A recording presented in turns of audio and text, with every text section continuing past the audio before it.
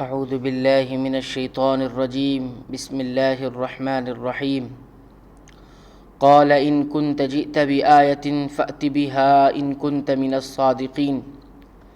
فرعون نے کہا اگر آپ کوئی معجزہ لے کر آئے ہیں تو اس کو اب پیش کیجئے اگر آپ سچے ہیں۔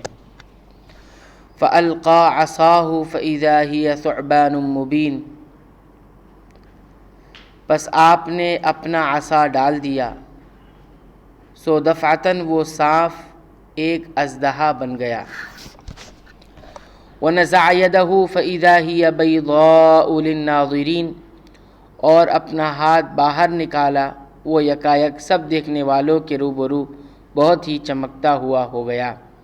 یعنی اللہ تعالیٰ نے جو دو معجزے انہیں عطا فرمائے تھے اپنی صداقت کے لیے انہیں پیش کر دیا۔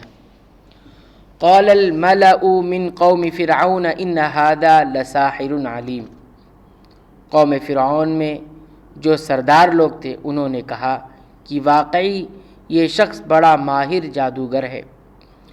معجزے دیکھ کر ایمان لانے کی بجائے فرعون کے درباریوں نے اسے جادو قرار دے کر یہ کہہ دیا یہ تو بڑا ماہر جادوگر ہے جس سے اس کا مقصد تمہاری حکومت کو ختم کرنا ہے، کیونکہ حضرت موسیٰ علیہ السلام کے زمانے میں جادو کا بڑا زور تھا اور اس کا عام چلن تھا، اس لیے انہوں نے معجزات کو بھی جادو سمجھا جس میں سرے سے انسان کا دخل ہی نہیں ہوتا، خالص اللہ کی معشیت سے ظہور میں آتے ہیں۔ تاہم درباریوں کو حضرت موسیٰ علیہ السلام کے بارے میں فرعون کو بہکانے کا موقع مل گیا۔ یرید ان یخرجکم من ارضکم فماذا تأمرون، یہ چاہتا ہے کہ تم کو تمہاری سرزمین سے باہر کر دے، سو تم لوگ کیا مشورہ دیتے ہو؟ قالوا ارجہ واخاہ وارسل فی المدائن حاشرین، انہوں نے کہا کہ آپ ان کو ان کے بھائی کو مہلت دیجئے اور شہروں میں ہرکاروں کو بھیج دیجئے۔ یأتوک بکل ساحر علیم، کہ وہ سب ماہر جادوگروں کو آپ کے پاس لا کر حاضر کر دیں۔ حضرت موسیٰ علیہ السلام کے زمانے میں جادوگری کو بڑا عروج حاصل تھا، اس لیے حضرت موسیٰ علیہ السلام کی پیش کردہ معجزات کو بھی انہوں نے جادو سمجھا اور جادو کے ذریعے اس کا توڑ مہیا کرنے کا منصوبہ بنایا۔ جس طرح دوسرے مقام پر فرمایا کہ فرعون اور اس کے درباریوں نے کہا اے موسیٰ کیا تو چاہتا ہے کہ اپنے جادو کے زور سے ہمیں ہماری زمین سے نکال دے؟ بس ہم بھی اس جیسا جادو تیرے مقابلے میں لائیں گے، اس کے لیے کسی ہموار جگہ اور وقت کا ہم تعین کر لیں جس کی دونوں پابندی کریں۔ حضرت موسیٰ علیہ السلام نے کہا 9 روز کا دن اور چاش کا وقت ہے، اس حساب سے لوگ جمع ہو جائیں۔ سورہ طٰہٰ آیت نمبر 57 سے 59۔ وجاء السحرة فرعون قالوا ان لنا لاجرا ان كنا نحن الغالبین، اور جادوگر فرعون کے پاس حاضر ہوئے، کہنے لگے کہ اگر ہم غالب آ گئے تو ہم کو کوئی بڑا صلہ ملے گا۔ قال نعم وانکم لمن المقربین، فرعون نے کہا ہاں اور تم مقرب لوگوں میں داخل ہو جاؤ گے۔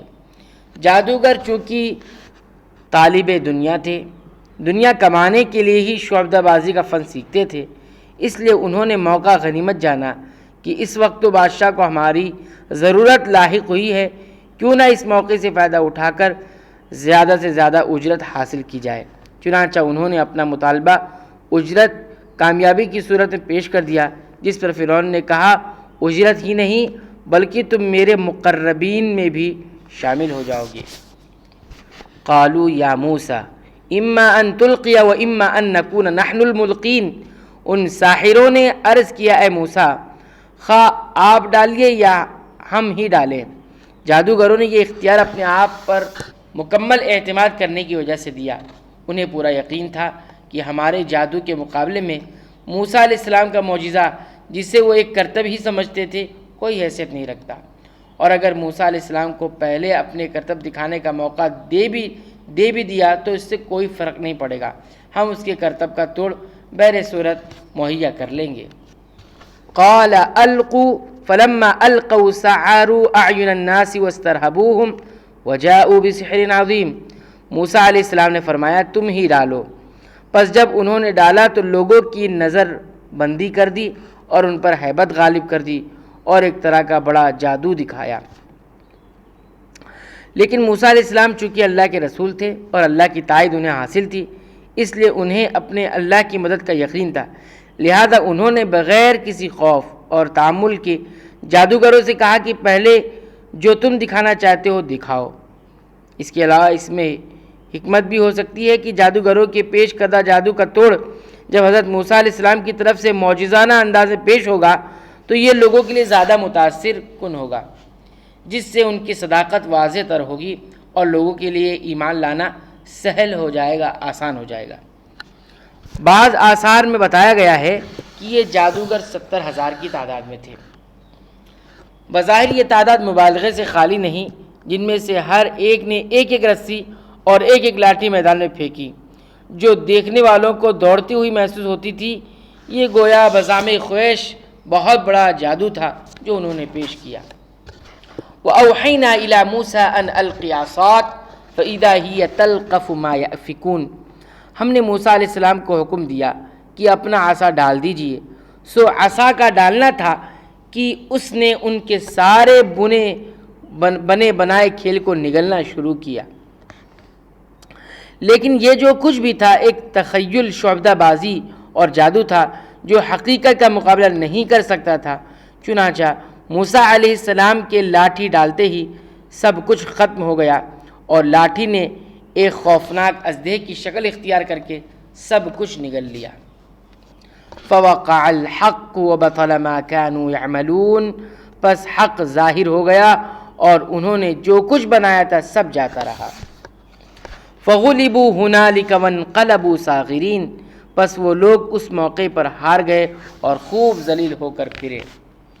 وَأُلْقِيَ السَّحَرَةُ سَاجِدِينَ، اور وہ جو ساحر جادوگر تھے سجدے میں گر گئے۔ قالوا آمنا برب العالمین، کہنے لگے ہم ایمان لائے ہیں رب العالمین پر۔ جادوگر جادو کے فن اور اس کی اصل حقیقت جانتے تھے۔ یہ دیکھا تو سمجھ گئے کہ موسیٰ علیہ السلام نے جو کچھ پیش کیا جادو نہیں ہے، یہ واقعی اللہ کا نمائندہ ہے اور اللہ کی مدد سے ہی اس نے یہ معجزہ پیش کیا ہے، جس نے آن واحد میں ہم سب کے کرتبوں پر پانی پھیر دیا۔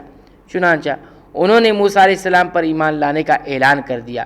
اس سے یہ بات واضح ہوئی کہ باطل باطل ہے، چاہے اس پر کتنے ہی حسین غلاف چڑھا لیے جائیں، اور حق حق ہے، چاہے اس پر کتنے ہی پردے ڈال دیے جائیں، تاہم حق کا ڈنکا بج کر رہتا ہے۔ رب موسیٰ و ہارون، ہم رب العالمین پر ایمان لائے جو موسیٰ اور ہارون کا بھی رب ہے۔ سجدے میں گر کر انہوں نے رب العالمین پر ایمان لانے کا اعلان کر دیا، جس سے فرعونیوں کو مغالطہ ہو سکتا تھا کہ یہ سجدہ فرعون کو کیا گیا ہے جس کی الوہیت کے وہ قائل تھے۔